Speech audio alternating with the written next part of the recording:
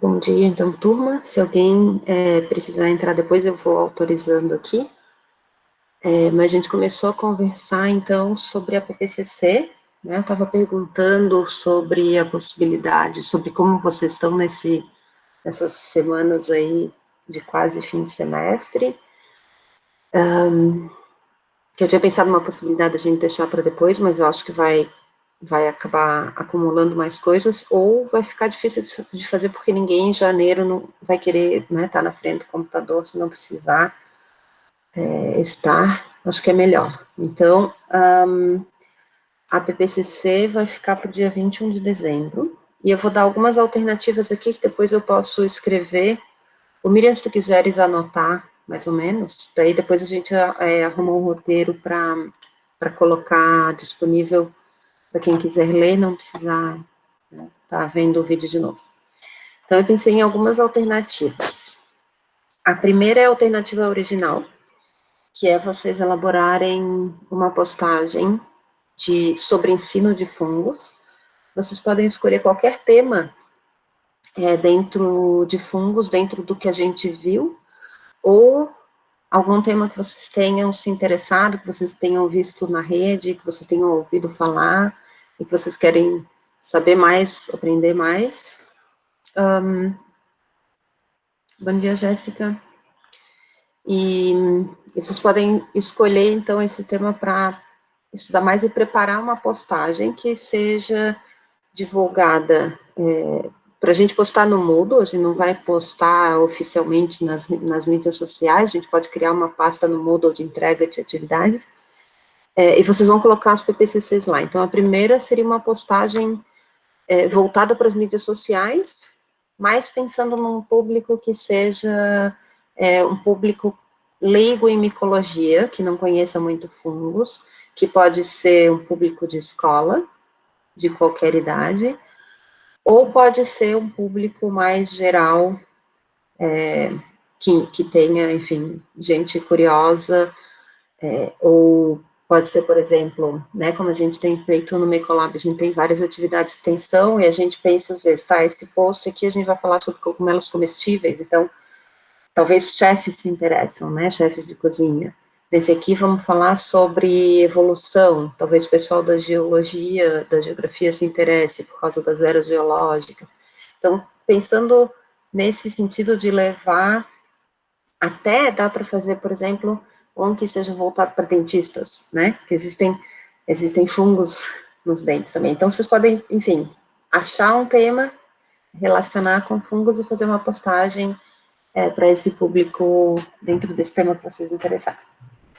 Então, isso seria a primeira opção, fazer uma postagem para um determinado público foco em mídia social. A segunda opção, para quem quiser, eu coloquei aquela atividade alternativa de fazer o pão com fermentação natural. Então, quem quiser fazer, aquela pode ser uma segunda opção para a PPCC. Mas aí vocês vão fazer e descrever o procedimento que vocês estão fazendo. Não vale copiar o que a Neide Rigo propôs ali, mas vocês podem descrever nas palavras de vocês o que está acontecendo com o procedimento de vocês.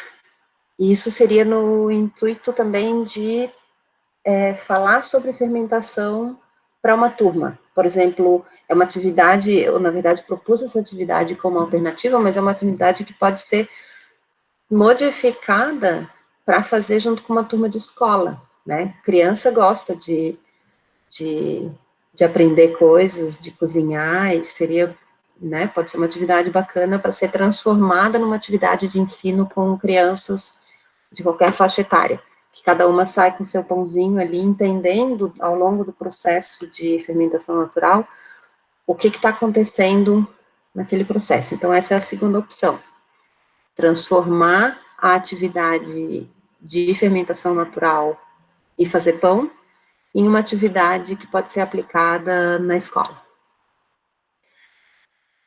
A terceira opção seria vocês escolherem, tem um canal do YouTube chamado Michael Talk. Eu vou colocar aqui, se escreve assim.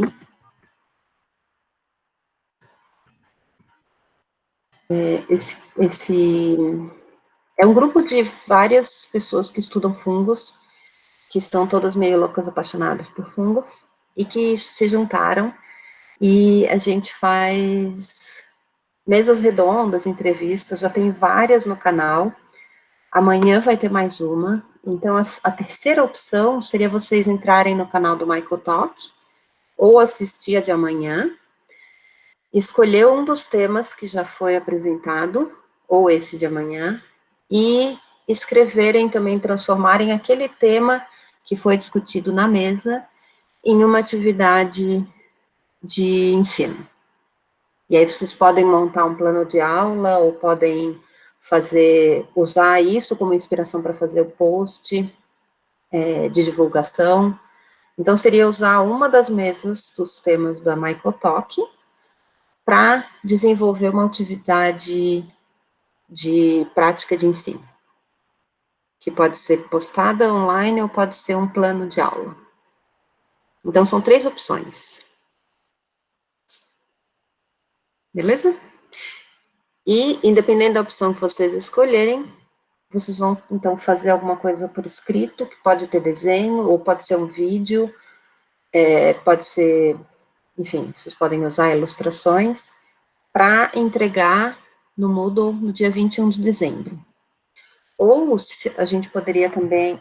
vamos entregar no Moodle, na atividade de entrega lá, que é aquela que aparece uma mãozinha assim.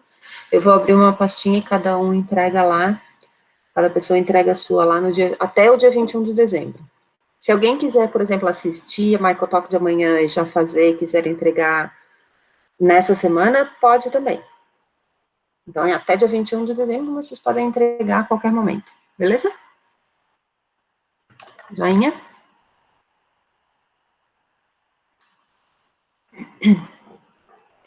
Tá. Então, são 3 opções, vocês escolhem uma e divirtam-se. Então, essa parte da nota, que é a PPCC. A nossa prova é escolher a espécie e escrever sobre a espécie no Wiki, que já está aberto.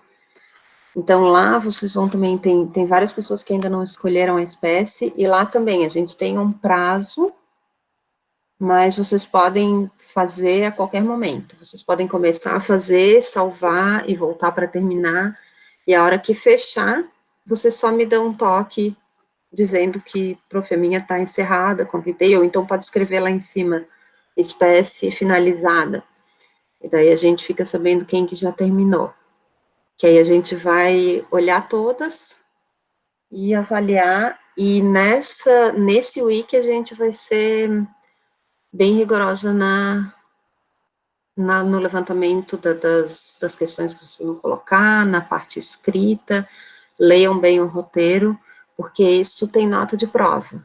Tá? Então, comecem a fazer logo para fazer bem, que não vai ter uma prova de decoreba, de escolha, nem de escrita, que eu achei que nesse semestre isso não cabia. Então, vocês podem ir lá escrever, se expressar e falar o que vocês encontrarem, o que vocês quiserem saber daquela espécie. Então, sugiro começar a fazer o quanto antes. Tá?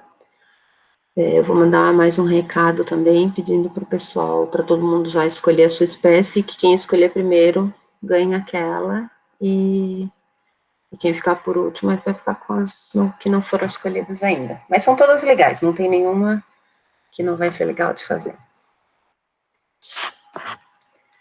Então tá certo. Alguma dúvida, gente, das atividades? E aí a gente teria, então, mais 2 notas, que são as notas de coisas práticas que a gente não vai fazer agora. O wiki, deixa eu olhar aqui que eu não me lembro. O wiki é dia 15 de dezembro. Porque aí eu vou disponibilizar para a gente compartilhar também. Então, PPCC até dia 21.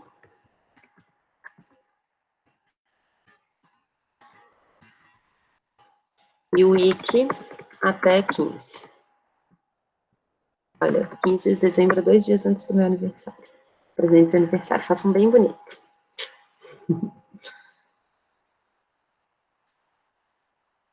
Mais alguma pergunta?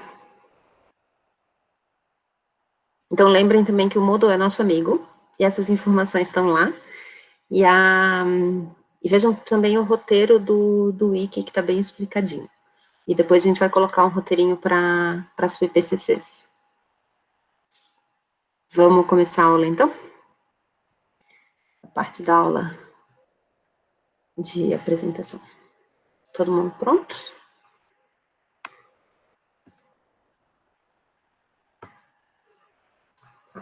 Ninguém respondeu, então acho que sim. Eu vou começar a apresentar.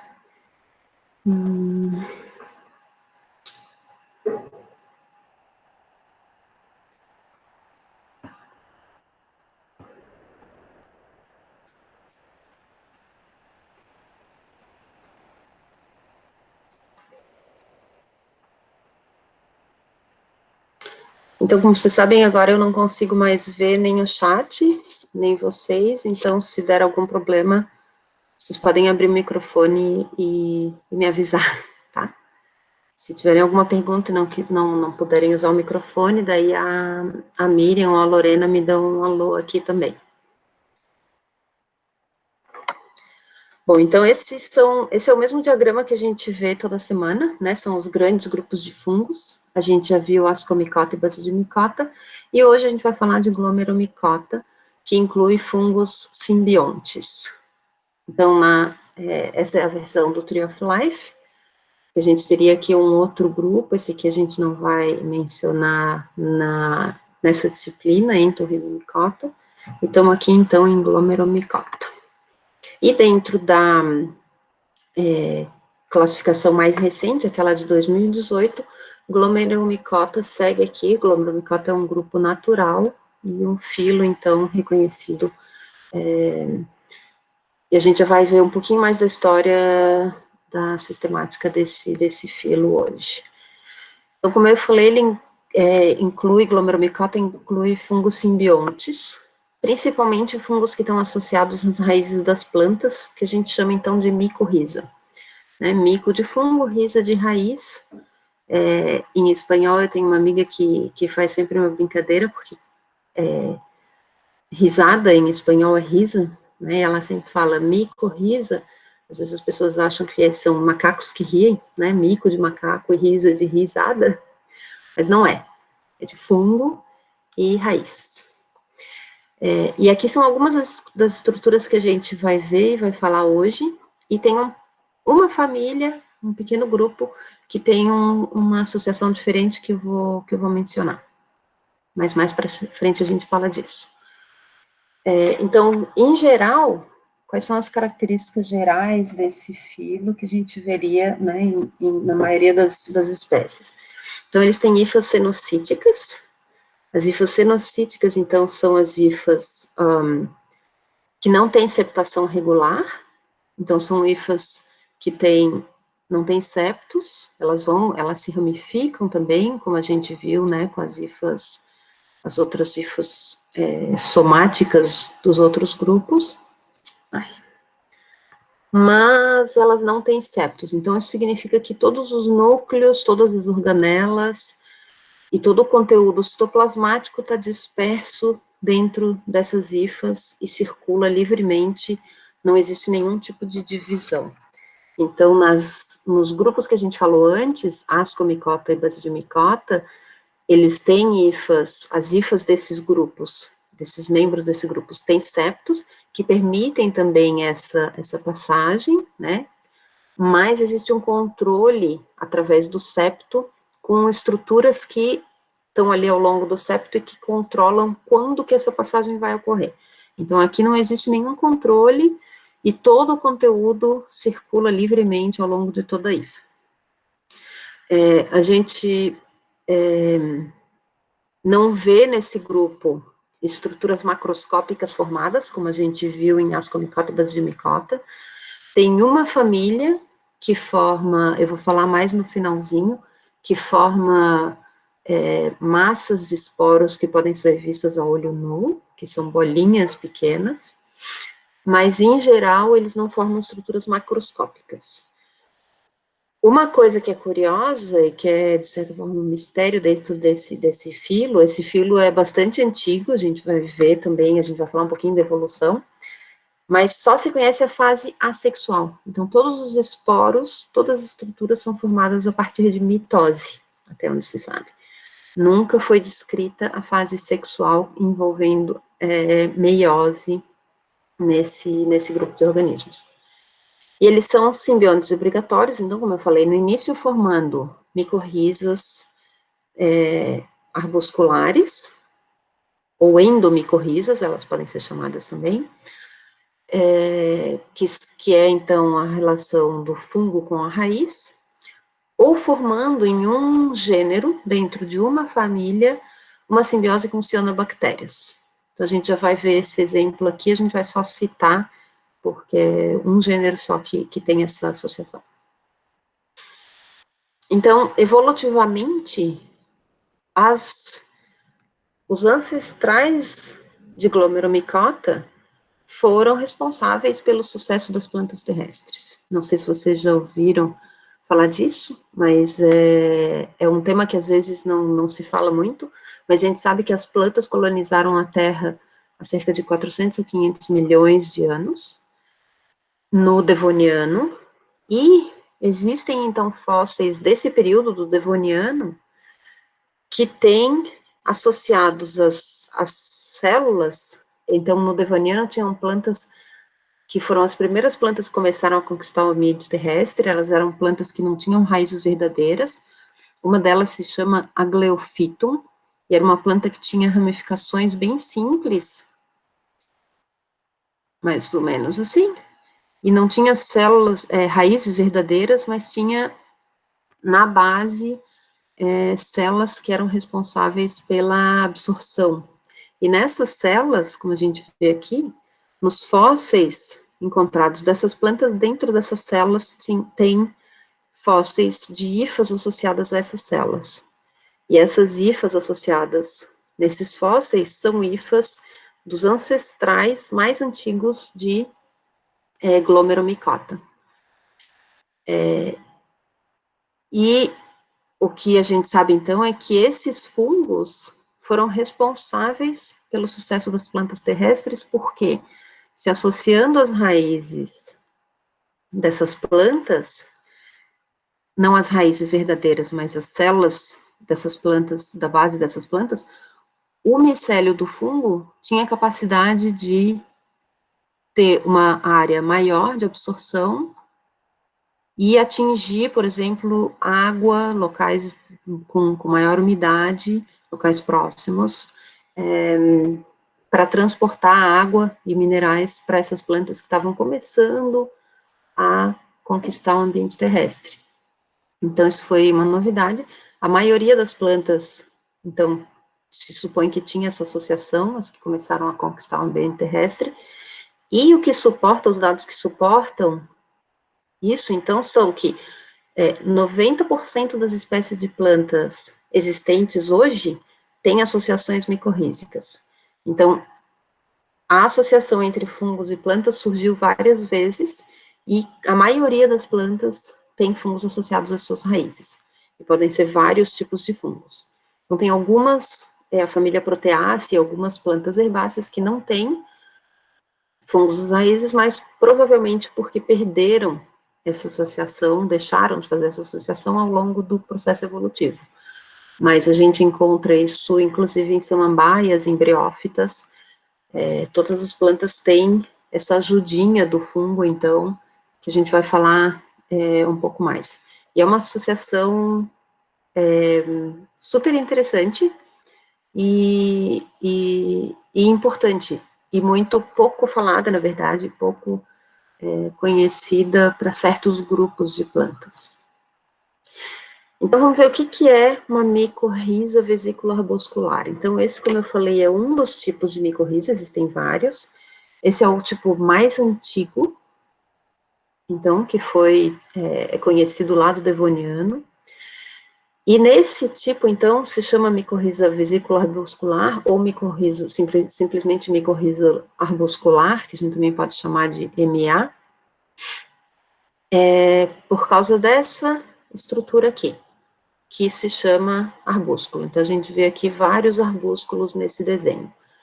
Então, vamos ver o que tem acontecendo aqui. Então, essas células mais quadradinhas que a gente vê, esse corte aqui, isso aqui é um corte de uma raiz, tá? Então, aqui a pontinha é a metade da raiz num corte longitudinal. Então, aqui é a parte de crescimento, e aqui, então, essas linhas negras, são as hifas de glomeromicota, dos micorrizas arbusculares, perdão. Então, o que a gente tem aqui? Primeira coisa que a gente vê, olhando assim, fora da raiz, são essas hifas grossas que se expandem. E essas hifas aqui são as hifas que que vão, então, se expandir no substrato, vão estar em contato com áreas remotas que podem ter nutrientes que a planta precisa, e que tem a capacidade, então, de absorver e transportar para a planta esses nutrientes, ou água. Então, essas aqui são chamadas as hifas extrarradiculares, que são, então, as hifas do micélio somático, ou do micélio primário, que estão expandidas e crescendo no substrato, no solo. Ainda na parte de fora da raiz, é onde esse fungo vai se reproduzir assexuadamente. E aqui a gente, então, tem, a partir dessas hifas, a formação dos esporos. E a gente vê aqui um esporo quebrado, né, ele forma esporos inteiros, e aqui ele aparece um esporo quebrado, porque o esporo, a gente vai falar um pouquinho depois, é importante, a parede do esporo é importante para a identificação desses fungos. Então, aqui a gente tem o esporo. Então, o esporo é formado a partir das hifas extrarradiculares no solo, com a função de reprodução assexuada. Dentro entrando agora, então, na raiz, a gente tem a formação dos arbúsculos. Então, a gente tem aqui um arbúsculo visto dentro de uma célula, e de vesículas. E a gente vai falar um pouco mais deles nos próximos slides, tá? Dessas duas estruturas aqui que são importantes.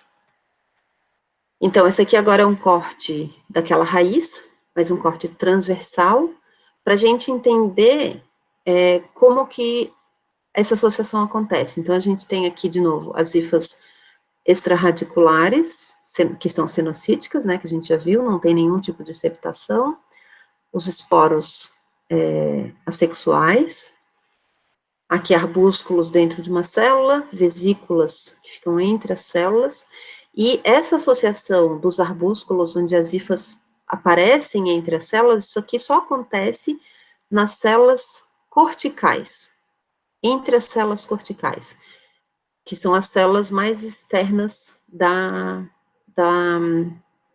camada mais externa da raiz.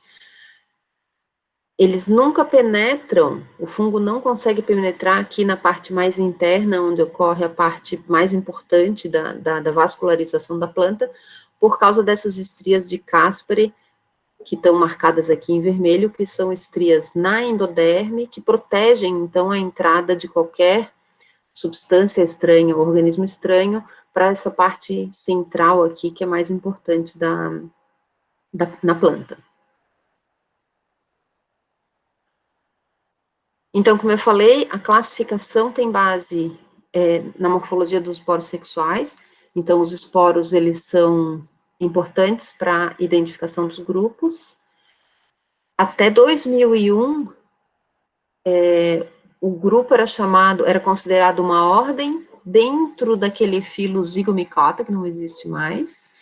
E só em 2001, então vejam que isso é relativamente recente na história da ciência, da micologia, em 2001 é que glomeromicota foi elevado ao nível de filo. Então, a gente lembra que micota significa filo.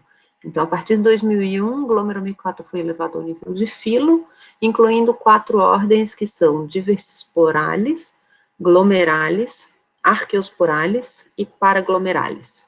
Então, isso aqui é mais para a gente conhecer, a gente não vai falar de cada um desses grupos, porque não dá muito, não temos tempo aqui. Então, vamos só ver um pouquinho de diversidade aqui, na ordem diversisporales. A gente tem fungos que formam esporos hipógeos, ou seja, que ficam enterrados no solo.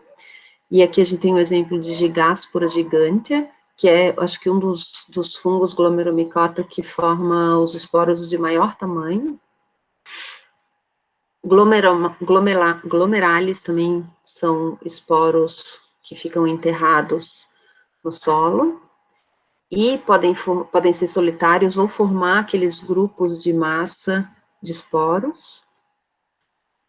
Em Archaeospiralis, tem fungos que produzem também esporos enterrados no solo, e dentro desse grupo aqui tem uma família, que é Geosiface, que forma esse gênero chamado de Geosifon, que ao invés de estar associado às raízes das plantas, está associado é um fungo associado a cianobactérias, e que forma essas estruturas aqui, então, em forma de dedos, que são bem pequenininhas. E, por fim, a ordem Paraglomeralis, que é considerada a mais antiga, e forma também esporos que são hipógeos, enterrados no solo, ou, às vezes, parcialmente epígeos, que ficam mais na superfície. Bom, então, os arbúsculos são essas estruturas que são muito ramificadas. Na verdade, então, ele é uma ponta de uma hifa, né, que se ramifica muito, muito, muito, muito mais do que o restante da hifa. E eles são aqueles, então, que a gente viu que ficam dentro da célula hospedeira, mas eles não penetram a membrana plasmática, e isso protege, na verdade, ainda mais a célula vegetal. Então, aqui a gente tem, vou desenhar aqui uma célula vegetal, essa aqui é a parede da célula, e a hifa, então, a gente viu, né, vai estar no espaço entre duas células corticais, e em um determinado ponto, essa hifa vai penetrar a parede de uma dessas células corticais para formar o arbúsculo. Então, aqui dentro, essa hifa se ramifica, formando essa estrutura que a gente chama de arbúsculo, que é muito, muito ramificada, mas ela não penetra a membrana plasmática. Então, se a gente, isso aqui está acontecendo, ao mesmo tempo, então aqui eu vou desenhar em alaranjado a membrana plasmática acompanha o crescimento, essa ramificação da hifa, e permanece íntegra. E nesse contato, então isso aqui aumenta muito a superfície de contato entre o fungo e a planta, e nessa interface aqui é que acontece a troca bidirecional, onde a gente tem o fungo passando para a planta água e nutrientes, e a planta dando o que para o fungo? Carbono, na forma de produtos da fotossíntese. Então, isso tudo acontece aqui na interface entre o arbúsculo e a membrana plasmática da célula cortical. Outra coisa que é interessante com relação aos arbúsculos é que eles têm uma vida curta. Então, eles crescem, são formados dentro de uma célula, ali acontece essa transferência bidirecional, e eles são, eventualmente, dissolvidos e reabsorvidos pela própria célula. E isso outros arbúsculos vão surgir em outras células em outros momentos. Então, isso evita que uma única célula seja esgotada, digamos assim, e prejudicada pela presença do arbúsculo, que toma ali uma grande parte do citoplasma celular. Então, eles têm vida curta e eles são formados e digeridos constantemente. Mas essa é a característica, então, mais importante das micorrizas arbusculares. E é isso, então, que dá o nome a essas micorrizas. Então, olhando no microscópio, isso aqui é uma imagem de um site. A gente não consegue aqui ver a membrana plasmática, né? Mas a gente vê a parede celular aqui é a célula que contém um arbúsculo, aqui tem outra célula que contém outro arbúsculo, né? Tem várias células aqui com arbúsculos dentro. Esse aqui é o espaço, são as hifas que estão no espaço entre as células, e aqui, então, os arbúsculos bem ramificados, com ramificações bem fininhas. Isso aqui foi feito, essa é uma foto que foi feita numa das aulas práticas nossas, e aqui a gente vê, então, também, aqui uma célula com arbúsculo, aqui tem outra célula com arbúsculo, aqui a gente vê hifas no espaço intercelular, né? Isso aqui é o que a gente vê, então, em microscopia óptica. E para ver essas estruturas, então, o procedimento é coletar as raízes são diafanizadas, significa que a gente tira a cor delas, o máximo possível, e usa, então, corantes, que é o que dá esse tom azulado, corantes que vão curar o citoplasma do fungo, para dar mais contraste ao fungo. Os esporos, eles ficam, então, como a gente viu, no solo, são formados no solo, e vão, então, se dispersar, né, no solo, à medida que o solo é revolvido, ou que bichos, né, cavam o solo, então, esses esporos podem ser transportados para outros lugares. E as características morfológicas, então, são as que são usadas para diferenciar e identificar os grupos. As hifas somáticas são muito parecidas entre todos os grupos. Os arbúsculos também não têm uma morfologia que permita a diferenciação, e as vesículas também não. Então, observar os esporos é importante, principalmente as camadas da parede celular dos esporos são características importantes para identificar os táxons. E outra coisa que é interessante é que esses fungos, eles não alteram a morfologia da raiz. Então, a gente vê internamente a presença do fungo, mas se a gente olha a olho nu, a raiz tem a morfologia igual à das raízes da mesma planta, que não tem fungos associados. Então, não existe nenhum tipo de transformação dentro na parte externa da raiz. E aqui a gente tem, então, visto aqui uma raiz, né, uma ramificação, aqui um esporo, aqui são as hifas, esse fininho branco são as hifas extrarradiculares, e aqui 2 exemplos de esporos, né, mostrando, esse aqui tem a parede mais grossa, parece, com mais camadas, esse tem uma estrutura aqui, que é a estrutura da hifa, que dá origem ao esporo, e são essas características, então, vários detalhes dessas características que vão ser usadas para a identificação dos grupos. E o que são as vesículas? As vesículas, então, todos os fungos associados, todos os fungos que formam micorrizas arbusculares têm arbúsculos, mas nem todos têm vesículas. As vesículas, elas são pontas de hifas, elas são formadas entre as células, então, no espaço entre as células do córtex, e é como se a ponta da hifa, aqui a gente pode ver bem, a gente tem uma hifa, a ponta da hifa aumenta de tamanho, fica maior, fica com a parede mais espessa e com conteúdo ali mais acinzentado. Então, isso aqui é a vesícula. Então, como eu falei, não são todas as espécies que formam, e elas são, na verdade, estruturas de reserva, que o fungo forma para quando tem, né, quando ele não recebe, se ocorre uma diminuição na quantidade de produtos da fotossíntese de carbono que ele está recebendo da planta, ele pode, então, eventualmente usar o que está reservado nas vesículas. Isso acontece, por exemplo, nas regiões temperadas, bastante, onde tem, né, as plantas perdem todas as folhas no inverno. E aí elas não fazem fotossíntese durante esse período, e nesse período, então, o fungo utiliza as reservas da vesícula. E aqui são as estruturas macroscópicas que são vistas em alguns grupos, que são chamadas de trufas tropicais. Então, as trufas tropicais são, na verdade, aglomerações de esporos, que a gente consegue ver a olho nu. Eu já coletei alguns aqui na ilha de Santa Catarina.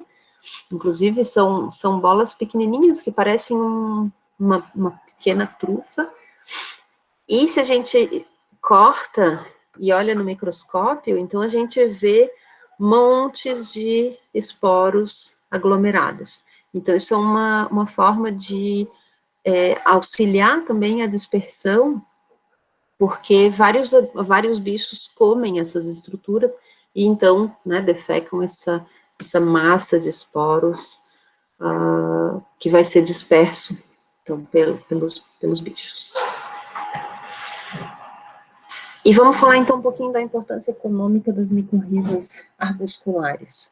Isso vale para várias micorrizas, a gente vai falar mais de micorrizas numa outra aula, mas as micorrizas arbusculares são amplamente usadas na agricultura, porque várias das plantas economicamente importantes têm micorrizas nas suas raízes, e as plantas que têm micorrizas nas raízes, ou que a planta é inoculada com a micorriza, elas têm várias vantagens quando comparadas com as plantas que não têm micorrizas. Então, entre vários aspectos, eles têm alguns aqui, as plantas micorrizadas têm maior nutrição, porque o fungo, então, né, se a gente olhar aqui, a gente tem, esse aqui é um exemplo de outro tipo de micorriza, mas vale para a gente ter uma ideia da área de absorção. Então, aqui a gente tem um pinus, com uma outra micorriza, mas a gente vê aqui, essa aqui é a área, deixa eu pegar uma outra cor aqui, que não está dando para ver muito bem.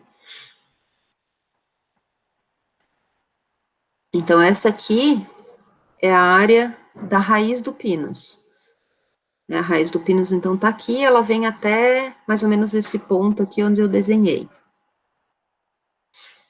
Então, sem micorriza, essa aqui é a área de absorção possível dessa raiz. Com a micorriza associada, que é o que a gente vê, esse branco que a gente vê aqui, essas micorrizas, então, essas hifas, elas estão associadas às pontinhas da raiz, várias pontas da raiz, a gente vai ter, então, as hifas penetrando as células do córtex, formando os arbúsculos e formando aquela interface onde ocorre a troca, e as hifas extrarradiculares, que vão estar ao redor de toda a raiz aqui, mas que também vão se expandir para uma área que é muito maior do que a área de absorção da raiz. Então, a planta tem um ganho aqui, isso tudo aqui é a área de absorção das hifas do fungo, que agora, então, também pode ser amplificada, né, pela raiz. Então, isso melhora a nutrição, porque permite que a planta receba nutrientes e água de áreas remotas, onde, né, ela talvez sozinha não alcançasse. Toleram o estresse hídrico. Então, também isso tem a ver com essa expansão, porque o fungo consegue, além de absorver a água de áreas mais remotas, a presença das hifas ao redor da raiz faz com que diminua, na verdade, não diminui, aumente a capacidade de manutenção de água aqui nesse ambiente. Então, as hifas conseguem acumular mais água e manter o solo mais úmido. Também toleram salinidade melhor. Então, as hifas conseguem salinidade, presença de metais pesados no solo. Então, são aspectos fisiológicos que o fungo promove para a planta e que o fungo, então, consegue ou absorver metais pesados que não são passados para a planta, ou ele consegue lidar melhor e decompor até alguns metais pesados ou o sal, transformando em minerais que são mais usáveis pela planta e diminui esse tipo de estresse. Elas também toleram herbívoros melhor, a gente vai falar um pouco disso mais quando a gente falar do outro tipo de micorriza, mas a presença do próprio fungo protege a raiz contra herbívoros e também contra ataque de fitopatógenos, porque toda a planta, de uma maneira geral, está mais fortalecida por causa da presença do fungo no sistema radicular. Então, existem vários exemplos de experimentos feitos onde se mostra a diferença no crescimento de raízes comicorrizas e raízes não micorrizadas, né, não inoculadas. Então, isso é importante, inclusive, a gente consegue comprar, se a gente colocar, até eu acho que no Mercado Livre dá para comprar micorriza, e vem um pozinho, que é, na verdade, um montão de esporos, que pode ser usado especificamente nas plantas que são que tem pares com aqueles fungos. Então, é claro que isso já tem um monte de, né, vários estudos por trás, onde a gente sabe qual é a planta que está associada a qual espécie de fungo. Ah, e aqui, então, eu coloquei para vocês entenderem melhor, tem um TED Talk, eu gosto muito dos TED Talks aí, por isso que eu sempre recomendo. Esse TED Talk que eu coloquei hoje de manhã no Moodle, é um TED Talk que fala sobre a crise do fósforo. E eu sugiro que vocês assistam, porque a gente às vezes nem se dá conta que existe uma crise do fósforo. A gente tem uma quantidade enorme de fósforo no ambiente por causa da importância do fósforo para a nutrição das plantas, só que existe fósforo demais que as plantas não conseguem usar. E existe uma solução relativamente simples para isso, que é a introdução de fungos micorrízicos e a diminuição no uso do fósforo. Então, eu sugiro que vocês assistam, que é super bacana, e é um problema, de certa forma, grave. Também não é um TED Talk super recente, mas é super apropriado para esse tema. E para fechar, então, eu quero mostrar, se ninguém tiver pergunta, alguém tem alguma pergunta até aqui? Eu tenho. Tá me ouvindo bem? Tô. Uhum. Não ficou claro para mim se as micorrizas, elas servem só como canal de transporte de nutriente ou elas fazem alguma forma de... Elas se alimentam de alguma forma e transferem esses nutrientes para as raízes das plantas. Isso. Então, assim, eu acho que eu não deixei isso claro mesmo. Esse micélio extraradicular que está aqui, no ambiente, no solo, ele também está absorvendo para se alimentar. Né? Ele absorve os nutrientes para se alimentar, absorve a água que ele precisa para crescer, e ele recebe como complemento os produtos da fotossíntese da planta. Então, o que ele recebe, o que ele absorve para se alimentar, parcialmente, uma parte disso ele passa para a planta para receber em troca o carbono. Né? Então, quando a gente fala aqui da interface, eu vou desenhar aqui de novo. Quando a gente fala da interface entre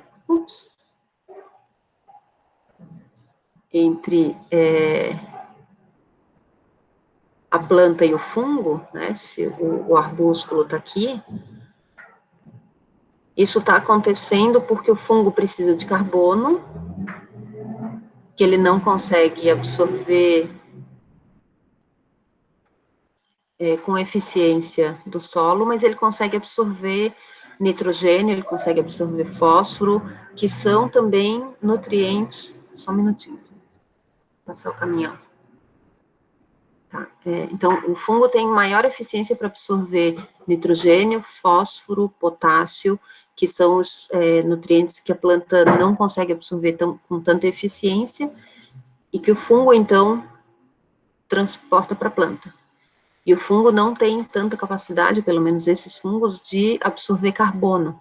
Então, a planta, ele recebe da planta carbono, que é produto da fotossíntese. Então, ele está se alimentando, mas existe essa troca. Acho que uma outra coisa que eu esqueci de falar, que também é uma característica, é um dado que suporta que essa associação é antiga, é que as plantas transportam ou transferem para o fungo até 10% do produto da fotossíntese, que é uma quantidade grande, né? Se a gente levar em conta que elas têm que gastar energia para produzir alimento e elas passam 10% para o fungo que está associado às raízes dela. Então, sim, tanto a planta quanto o fungo estão se alimentando, mas nessa interface aqui estão trocando alimento, trocando nutrientes. Não sei se ficou melhor. Entendi, sim. Obrigado. Tá. Professora, eu também teria uma questão. Fala. A planta, ela transfere para o fungo por vontade própria? Ou ela é meio que obrigada a transferir os metabólicos da fotossíntese? Boa pergunta. Boa pergunta. Não sei. Porque existem vários tipos de micorrizas, né? Então, esse aqui é o mais antigo. A gente sabe que essa foi uma associação que começou lá no Devoniano. A maioria das plantas tem e mantém essa micorriza, mas tem várias discussões em torno do que está acontecendo na interface ali entre a raiz e o fungo, porque em alguns tipos de micorriza, o fungo envolve a raiz, forma um manto ao redor da raiz, que a gente chama daí de ectomicorriza.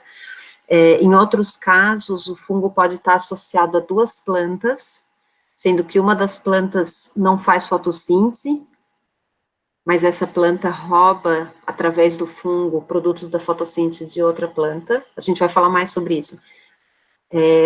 Em alguns casos, que a gente está vendo isso até mais na região neotropical, e a partir de uma das pesquisas que a gente está fazendo aqui, o fungo come um pouquinho da raiz, quer dizer, a gente está vendo que tem algumas plantas onde, na região que o fungo está associado com a raiz, essa parte não tem as células da epiderme. E a gente não sabe exatamente o que está acontecendo ali. Então, é uma relação antiga, a gente não sabe como que ela se transformou ao longo da evolução, e não sei se a planta tem a opção de escapar dessa associação, uma vez que o fungo esteja no solo. Né? A gente sabe que existe, quando a gente força, por exemplo, a gente germina uma planta e a gente coloca ela num solo esterilizado, onde ela não vai conseguir se relacionar com nenhum fungo, ela tem um desenvolvimento menor.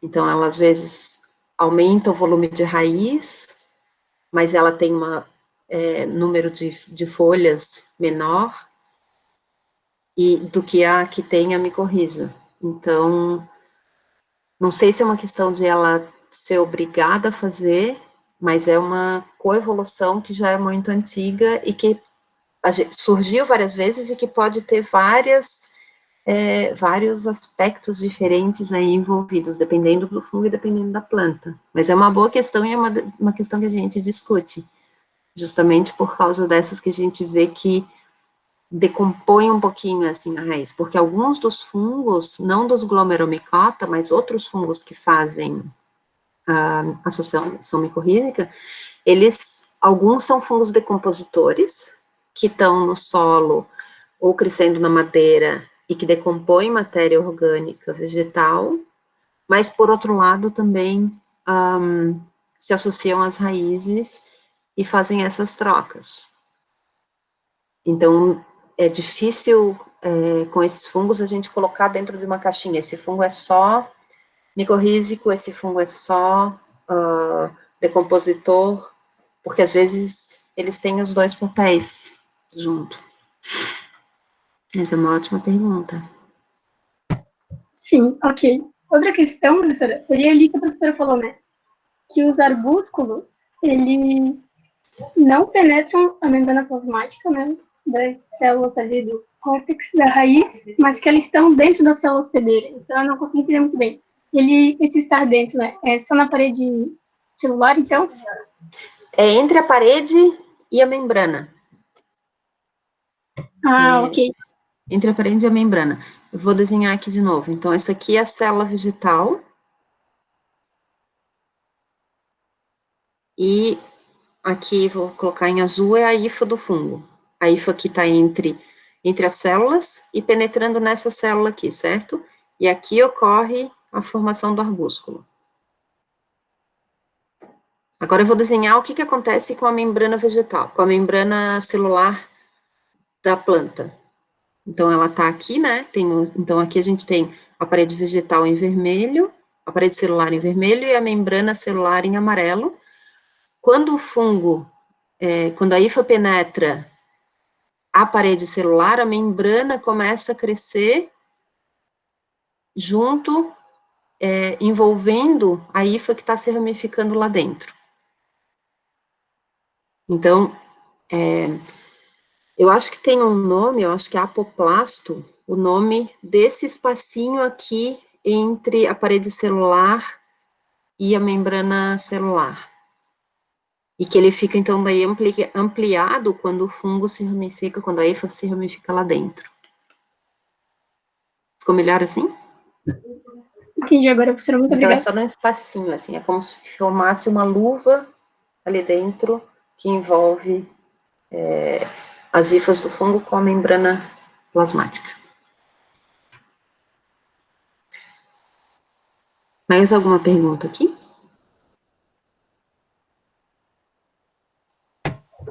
Professora, na verdade, eu teria só mais uma, que seria em Pode relação... falar, quantas quiser. Ok. Os fungos... Uma vez eu pesquisei, né, sobre os fungos endofíticos, acho que é assim que se fala. Sim. As micorrizas entram nessa classificação ou seria outro tipo de fungos? É outro tipo.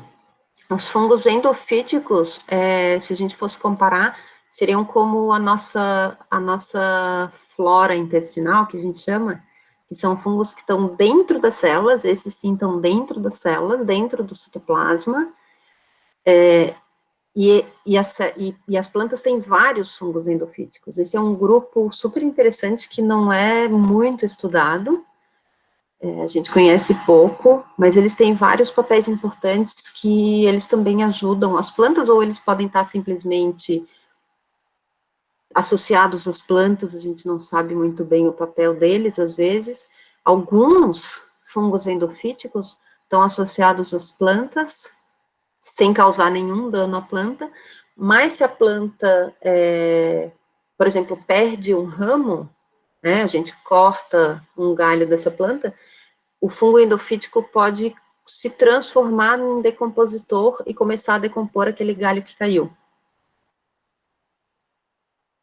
Então, é super interessante porque, de certa forma, ele está atuando dentro da planta de alguma forma favorável, mas no momento em que a planta morre ou que ela perde um galho, ele também ajuda na decomposição e que, se a gente pensar, vai ajudar a planta de alguma forma, porque o material vegetal decomposto vai voltar para o solo na forma de micronutrientes que vão poder ser absorvidos de novo pela planta.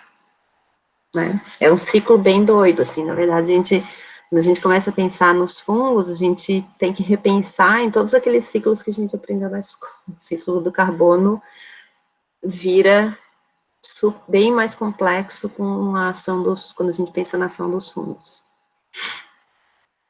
É um grupo bem interessante também, os endofíticos.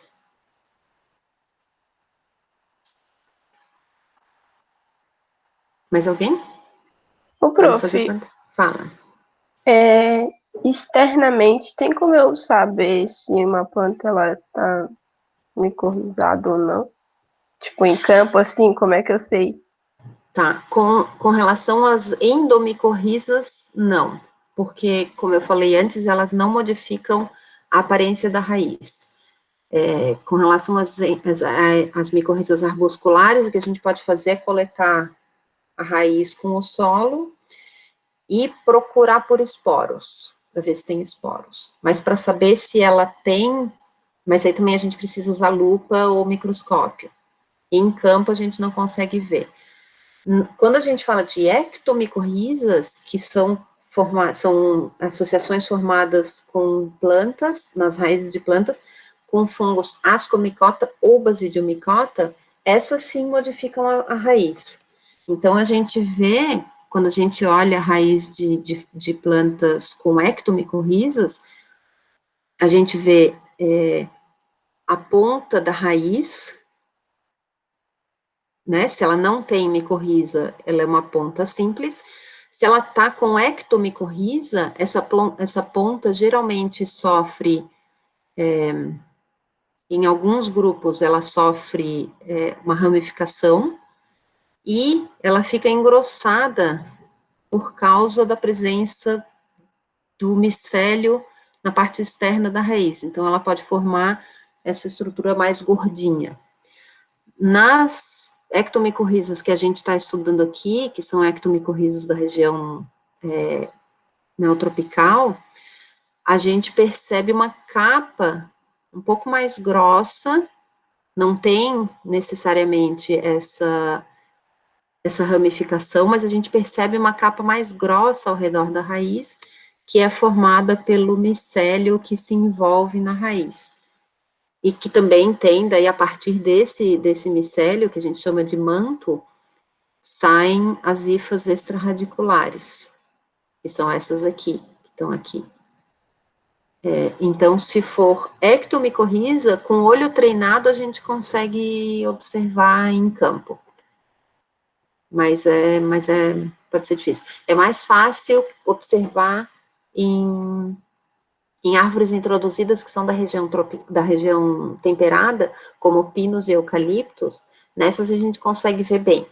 Elas são gorduchas, assim. Nas plantas daí já que são nativas, elas não são tão evidentes. Aí tem que treinar um pouquinho o olho. Mas dá para ver. É porque eu fiquei pensando, se ela não modifica a raiz, é meio que quase uma loteria, porque você não consegue saber. Ah, pois é, por isso que tem que fazer para estudar, tu fala, né? Para estudar na porque loteria. para ver eu teria que pegar e olhar no microscópio. Então, se eu vou, só que para olhar no microscópio eu preciso coletar. Então é meio que uma loteria para poder. Na verdade, como já tem bastante estudo, já se conhece bastante, o pessoal já fez muito isso, muita coisa na biologia é uma loteria, né? A gente tem que coletar, tem que cavar, e a gente está fazendo isso agora, na verdade, com as ectomicorrizas aqui. A gente tem que coletar muito, são muitas horas de microscópio, muitas horas de lupa, para começar a entender o que está acontecendo nas plantas aqui com relação às ectomicorrizas. Então, esse é um projeto que a gente tem, que eu digo que é um projeto vintage, porque muitas dessas pesquisas com micorrizas já foram feitas na década de 70 e 80, intensivamente em regiões temperadas, onde tem bastante uso também por causa do interesse econômico, principalmente as micorrizas arbusculares.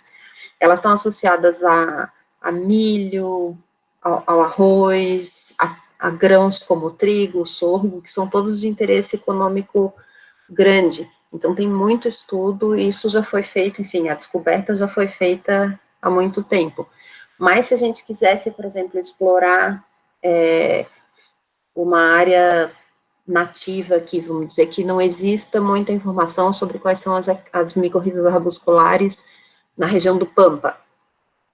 Aí sim, a gente tem que ir lá, fazer fazer um plano de coleta, onde a gente colete, vamos dizer, sei lá, a cada mês, porque também isso pode ter flutuações, se elas estão formando associação, se o fungo está formando associação ou não, isso pode mudar ao longo do ano.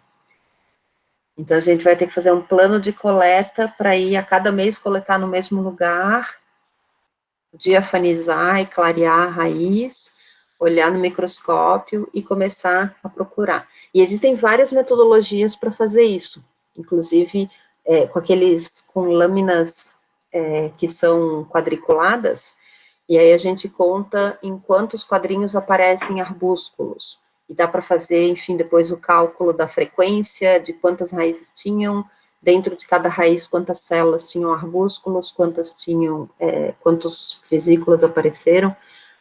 É um trabalho super bacana, mas tem que cavar. Tem que cavar, porque não dá para ver. De certa forma, nas que a gente está trabalhando aqui, a gente também está trabalhando um pouco assim, porque elas são difíceis de observar, às vezes, a olho nu, no campo. Quando a gente começou, a gente não tinha ideia da aparência que elas tinham, porque isso nunca foi feito antes. É um trabalho bem, bem pioneiro para a região subtropical. E a gente está vendo que elas são né, como eu desenhei aqui, as que a gente encontra aqui são bem diferentes das gorduças, que são mais fáceis de observar das áreas das regiões temperadas.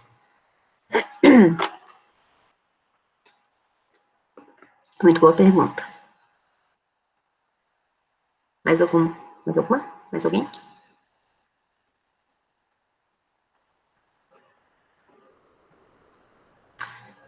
Tá, então se não tivesse, ninguém tiver escrito, eu vou passar para o último slide, que é um slide que eu estou super orgulhosa de mostrar pela primeira vez em aula, que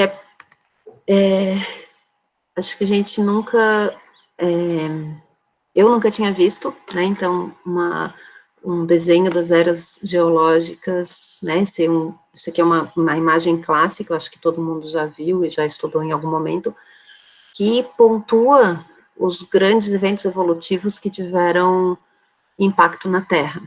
Mas não existia, até agora, nenhum que mostrasse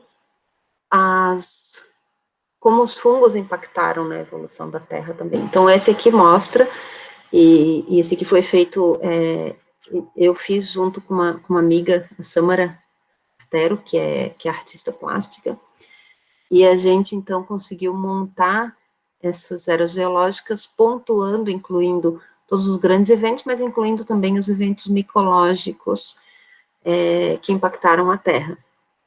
E eu não vou falar sobre todos eles hoje, mas eu vou pontuar algumas coisas. Então, aqui, a gente tem no Proterozoico, já no Proterozoico, o microfóssil de fungo mais antigo. Então, existe um registro aqui, no Proterozoico, de um fungo super antigo. E aí, subindo aqui, então, para o Paleozoico, aqui está o Devoniano, que então, né, que eu citei hoje, que foi onde surgiu, né, se diversificaram os peixes, as briófitas e as primeiras plantas terrestres, como eu falei, então surgiram aqui, os primeiros anfíbios também, e junto com as primeiras plantas terrestres, associadas às raízes delas, os primeiros fungos micorrízicos, que foram os que a gente viu hoje. Que são, então, aqui a gente tem os ancestrais dos glomeromicota, que formavam já lá no Devoniano associações que a gente chama de micorrizas arbusculares. Então, antes disso, a gente teve as primeiras plantas vasculares que surgiram aqui, essa aqui é aquela que eu desenhei lá, que é a Glaiophyton, fungos colunares gigantes que surgiram aqui também, mas é isso depois eu posso falar um pouco mais, se alguém tiver interesse sobre isso. Eu coloquei uma palestra, uma aula que eu dei para uma turma de oitavo ou de sétimo ano, que apresenta vários desses aspectos aqui, só que naquela época eu ainda não tinha figura. Tá? Então, aqui é só para a gente ter isso em mente, né, que a gente não vê, geralmente as imagens não incluem fungos, mas os fungos também tiveram vários eventos importantes que impactaram evolutivamente a vida na Terra, inclusive o surgimento das plantas terrestres, com os ancestrais de glomeromicota.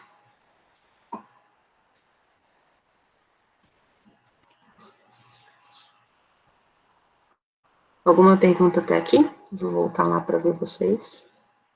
Parar de apresentar.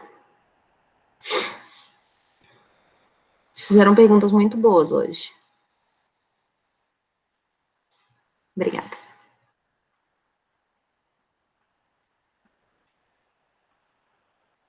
Mais alguém?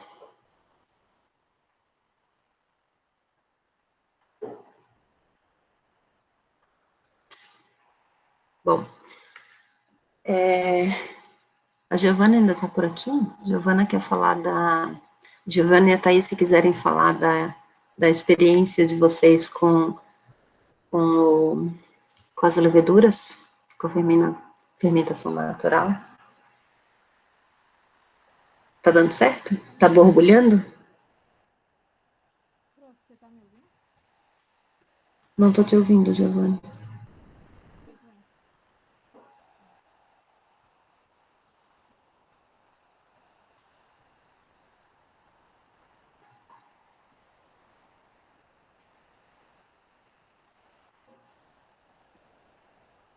A gente tava te vendo, mas desapareceu, não dava para ouvir. Não? Tá dando agora? Não sei. Não, continua.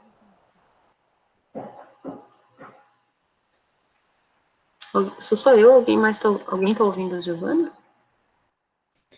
Eu ouço bem baixinho, assim, bem longe. Nossa, eu não ouço nem longe.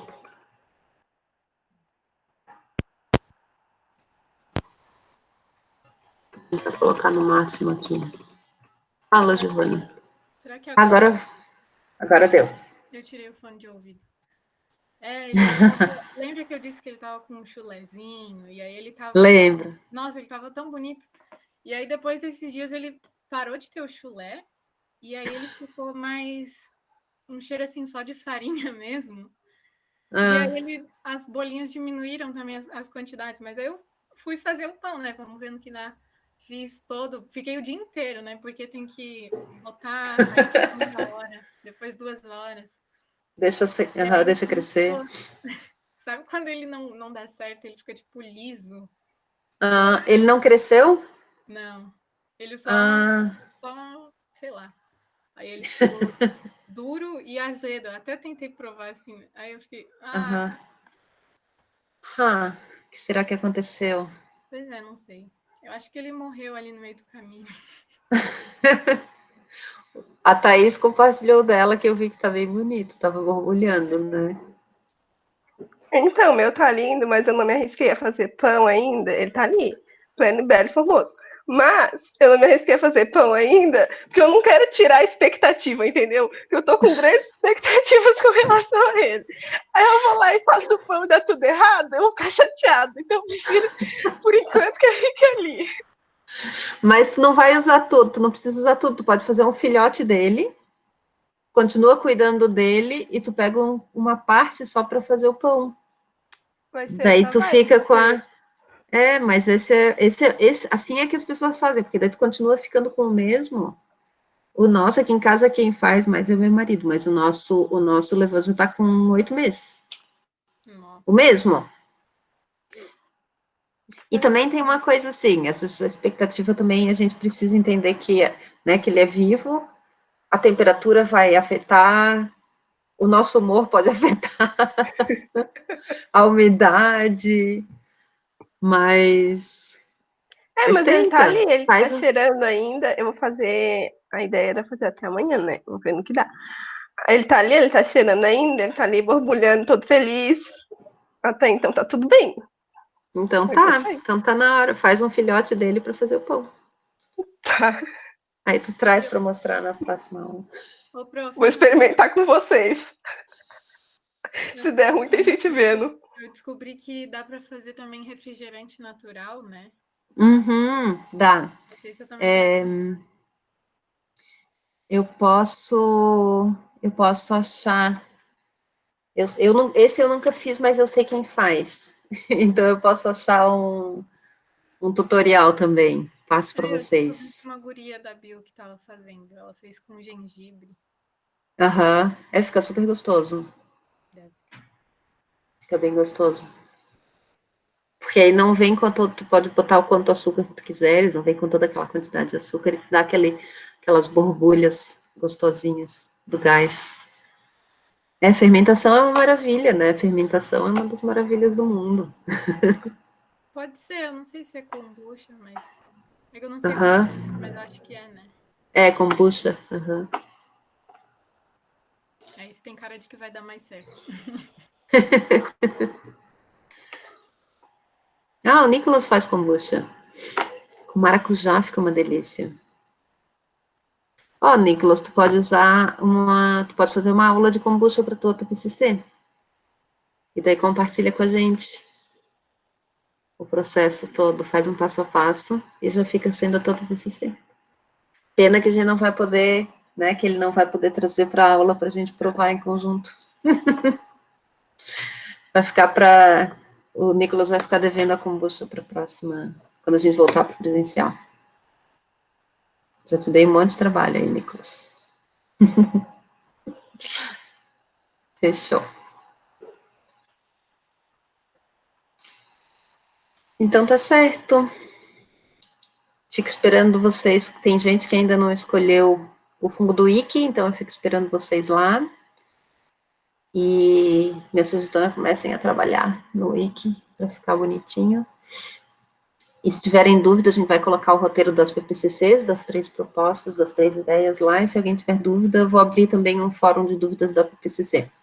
Tem um fórum de dúvidas do Wiki e tem um fórum de dúvidas para cada aula. Então, se tiverem dúvidas, lugar não falta para perguntar. E podem perguntar aqui ou por e-mail também, se precisar. E se ninguém tiver mais nenhuma pergunta, então acho que por hoje é isso. Mais alguém quer se manifestar? Assistam a TED Talk, é bem legal.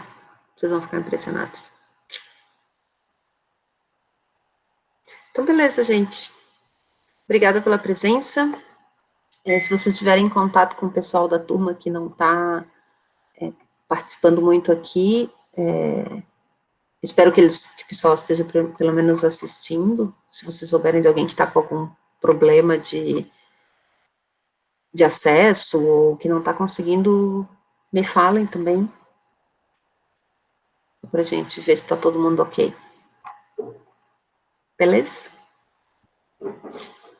Então, até semana que vem. Tchau, gente.